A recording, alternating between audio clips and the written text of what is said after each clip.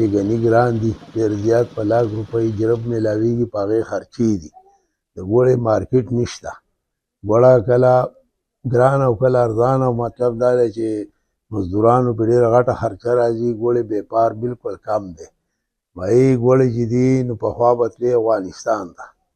افغانستان کې به ګوړه بیا ګرانه تله، اوس خو په ملک کې دغه کېږي. دا پاکه ګوړه ده، دې کې نه چیني شته نه څه شته. بهی دا چې دی نو پاکه ګوړه وځي، تش شربت دی او پخېږي او راچولی کېږي. هسې د دغه دپاره ډول لپاره پکې د رنګ کاټ استعمالېږي، خو د رنګ کاټ په مټیانو کې هم استعمالېږي. د حکومت نه دا خبره نشته چې یو ریټ وتړي، مارکیټ یې ځای کړي، نو زمیندار خو دا شی نشي کولی.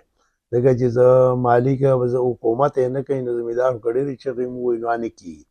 بس مارکیټ یې ډېر زیات کمزوری دی. خلک به اوس ګني کم کړي، تماکو طرف ته به لاړ شي. بیا داسې وشي جوار غنم نشته، هغه هم دغه دی، غنم به څه کال نه وي، بیا به په ملک کې شاټې چي.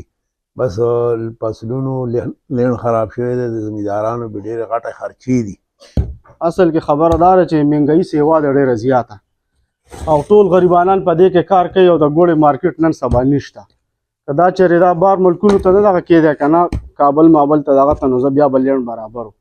نو هغه ګوړه باندې خرچه ډېره راځي او الټه تاوان دی.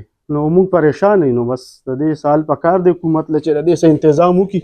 خرچې پې ډېرې کېږي او ګوړه ارزانه ده نن سبا ډېره زیاته.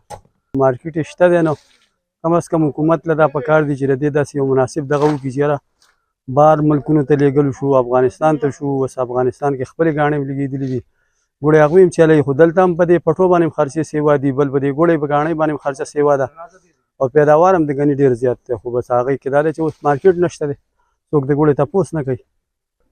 په دې باندې بالکل اثر پرېوځي چې ګاڼۍ روانې، په دې کې له 7 کسان په روزګار باندې، هغوی له 7 روپۍ مزدوري ځان له کوي، هغه چې دا ګاڼۍ ودرېږي هغوی هغه روزګار هم بند شي، هغه هم نه کېږي.